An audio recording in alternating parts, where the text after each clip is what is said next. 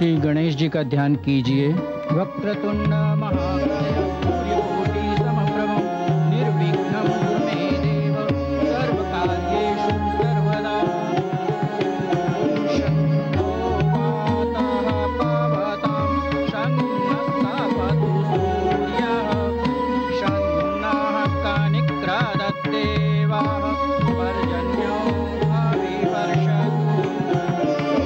आहानिशं भवन्तु नः शक्वं रात्रिः प्रतिदिनं शन्नः इन्द्राग्निः वरुणः भवति शन्नः इन्द्रः।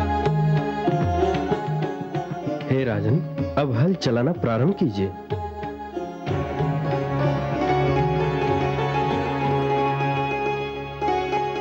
हे नारायण, हे विष्णु, जहां हल की पूजा होती है वहां कृषक कैसे भूखा रह सकता है? हे नारायण, यदि मेरे हल चलाने से आकाश का हृदय पिघलता है तो मैं सारी आयु हल चलाने के लिए तैयार हूं।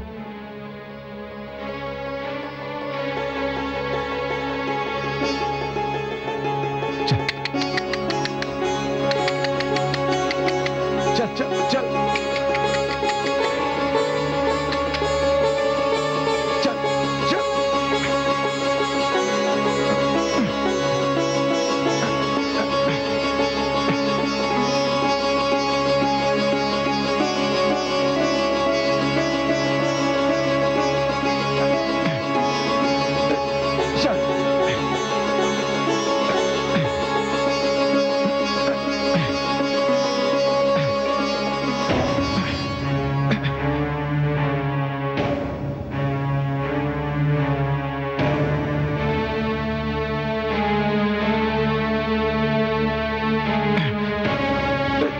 चल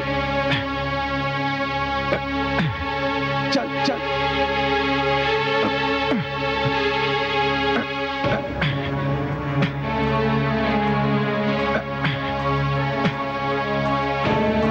सैनिकों,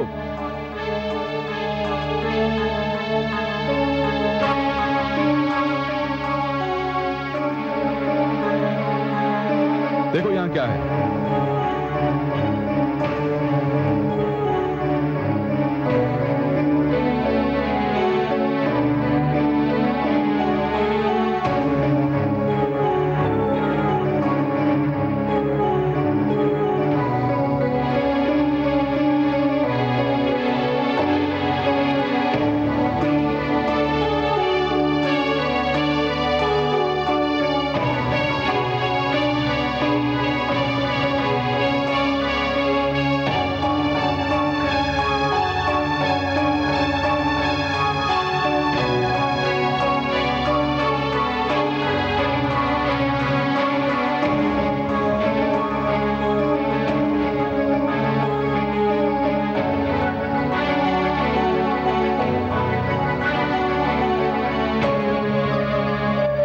इसे उधर ले जाओ।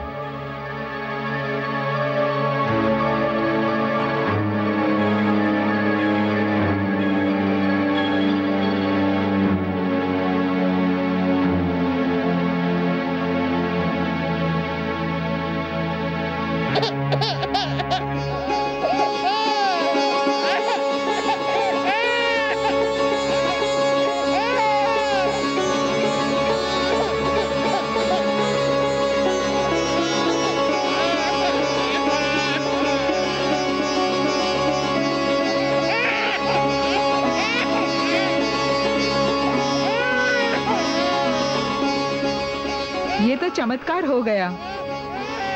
धरती माता ने हमें कन्या प्रदान की है।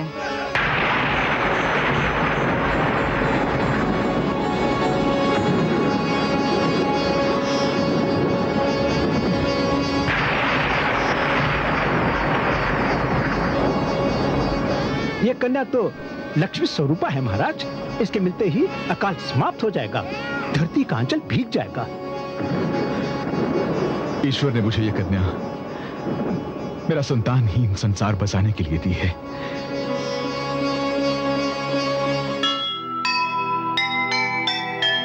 चिंता का दुख बांट ले, राजा वही महान।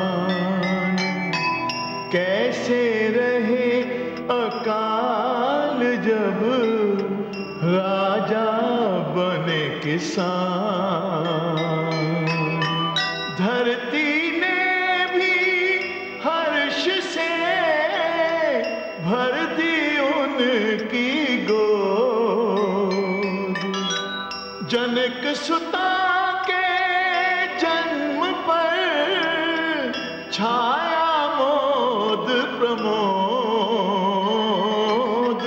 छाया मोद प्रमोद।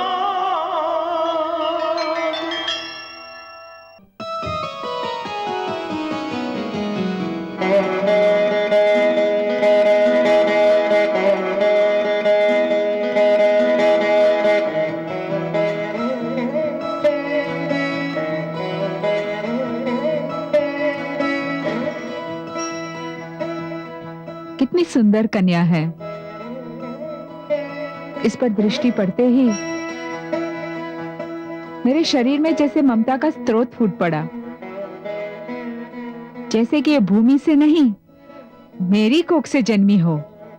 प्रिय, तब तो मैंने जो निश्चय किया है वो सर्वथा उचित है। क्या निश्चय किया है नाथ?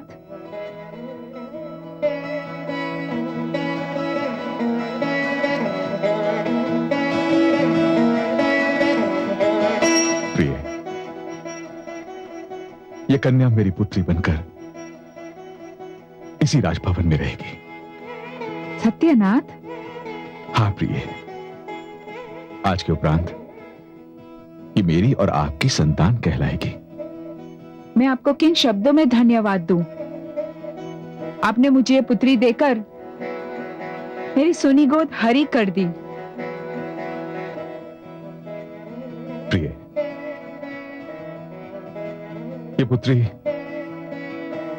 ये पुत्री आज से जनक दुलारी हो गई,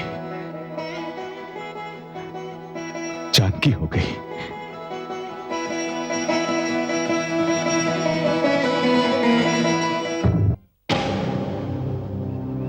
ये कैसे संभव है?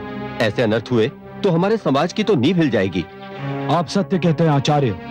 यदि लोग यूं ही आगे चलकर खेतों में पड़े शिशुओं को अपनी संतान बनाने लगे तो सामाजिक व्यवस्था का क्या होगा, जो हमारे पुरखों के परिश्रम का फल है और न जाने हम उस पर कब से चलते आ रहे हैं। हाँ, किंतु हे आचार्य, यदि राजा जनक ने स्वेच्छा से किसी कन्या को अपनी पुत्री माना है तो उसमें हम कौन होते हैं आपत्ति करने वाले? ये कैसी बिना सिर पैर की बात कही आपने। अरे राजा जनक उच्च कुलीन है, महारानी सुनैना भी उच्च कुलीन है, किंतु ये भूमि कन्या उच्च कुलीन है अथवा नहीं हमें पता नहीं।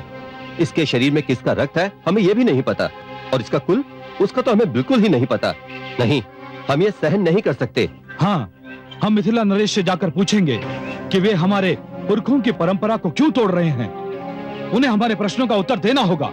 हाँ हाँ, उन्हें उत्तर देना ही होगा। हाँ, चलिए हाँ, चलिए चलिए चलिए।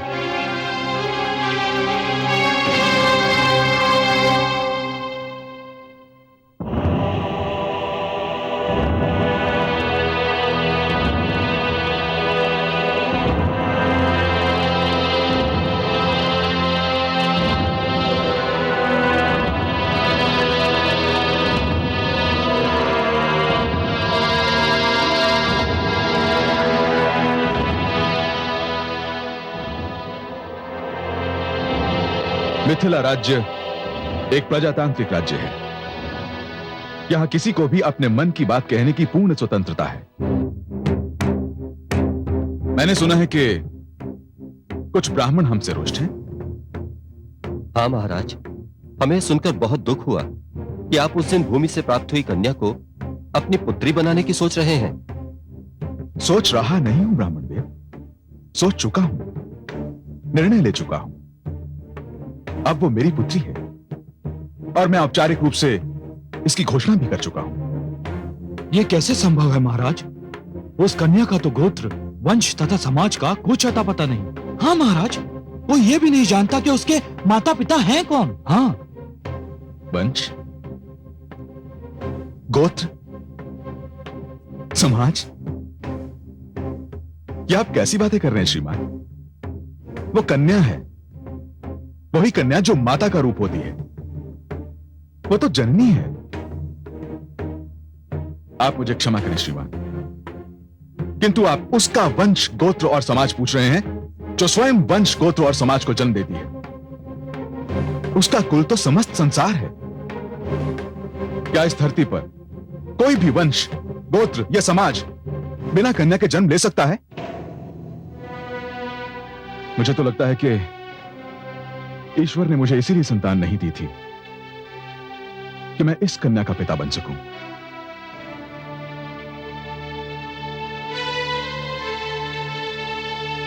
मैं महाराज से सहमत हूं। मैं आपको धन्यवाद देता हूं गुरु शतानंद। यह सत्य है राजा जनक कि संसार में कन्या का स्थान सर्वोच्च है। वही माता का रूप धारण करती है, वही संसार की जननी है। क्या अब भी किसी को कोई आपत्ति है?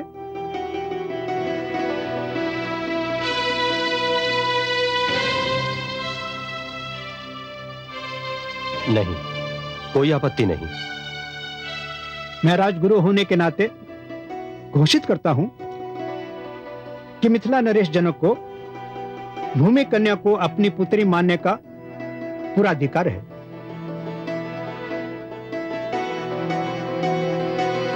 आयुष्मान भव।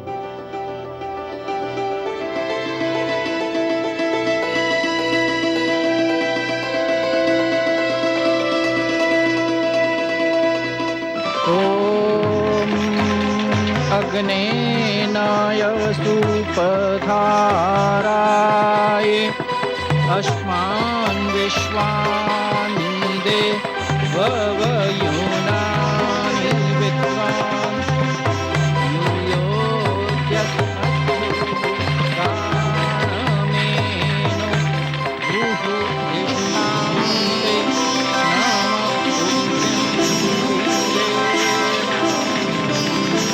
ॐ अग्निमीळे पुरोहितम्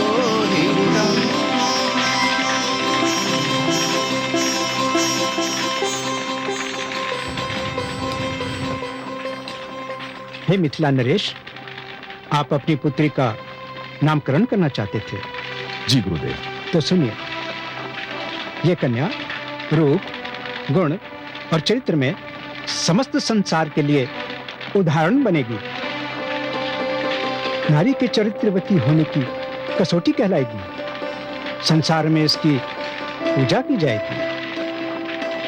यह कन्या अब आपके हृदय वंश का अंश बन गई है, इसलिए ये वैदेही भी कहलाएगी।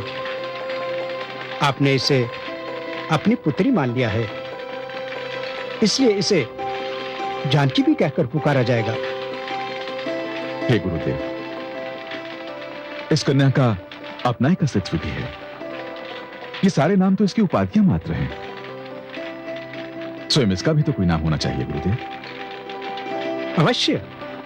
हे राजा जनक, आपने इस कन्या को एक खेत में पाया था, और उस समय पाया था जब आप धरती पर हल चला रहे थे।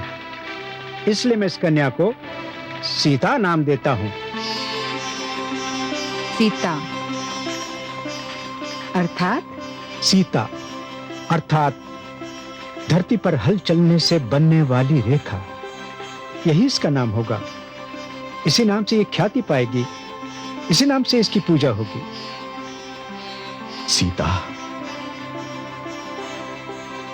जनक दुलारी सीता।